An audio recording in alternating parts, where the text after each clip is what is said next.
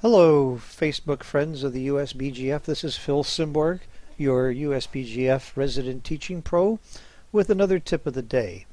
How often have you been in this position? You're red, you're bearing in, you played beautifully to get to this position, you've got blues back up against the wall, and all of a sudden you roll a 6-5, or you roll a couple of fives, or you roll the wrong numbers, you leave a shot, you get hit, and you lose. You curse your bad luck, you think about what great luck he had, and you spend the rest of your life thinking how unlucky you were when you lose the match. The truth is, in backgammon, you make your own luck a lot more than you realize. Of course there is some luck. Of course you can do everything right and still lose, and you can do everything wrong and still win. But more than you know, by playing right, you'll win more. For example, take this very simple play of a 2-1. How would you make this play now? What play would you make?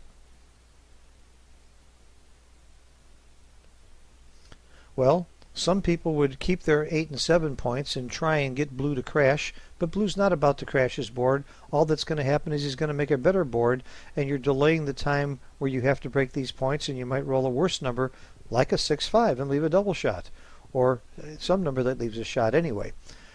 Some people, and most people, would clear the 8 point, and that's very wrong too. The problem with this position is fives. That's what red has to worry about. If you just clear the 8 point, what happens if you roll a couple of fives? You can't clear the 7 point. All of a sudden, after you've rolled 1 5, you're taking the checker off of the 6 point. When you're down to 2 checkers on the 6 and 2 checkers on the 7, now you roll a 6-5 and it's Blot City. Or you roll another 5 of any kind and you can be in trouble. Your 6 point's gone and you've got this big hole. Or maybe you roll a 5-4.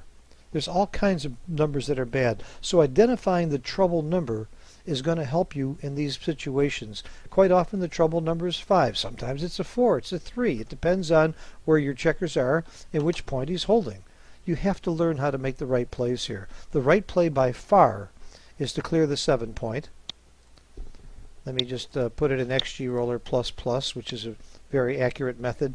And you'll see that it's about a 7% error, almost a blunder, to clear the 8 point, and almost a double blunder to keep the 8 and 7 point. So maybe it isn't all luck that you lose all the time. Maybe you have to study this game a little bit more and get better and see plays that you wouldn't even know are wrong unless you used a bot or got some coaching or lessons or read a book or studied the game. This game is more skill than most people can ever imagine. That's the good news. The bad news is you have to study to get better. The good news is if you do study, you will get better, you'll beat people more, you'll win more, and it pays off.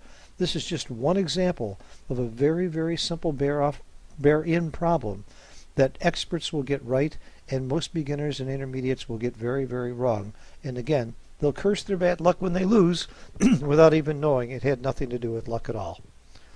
Hope this helps you some.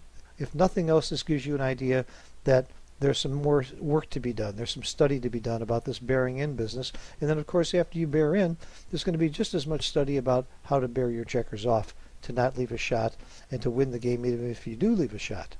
Thanks for watching. See you next time. Bye-bye.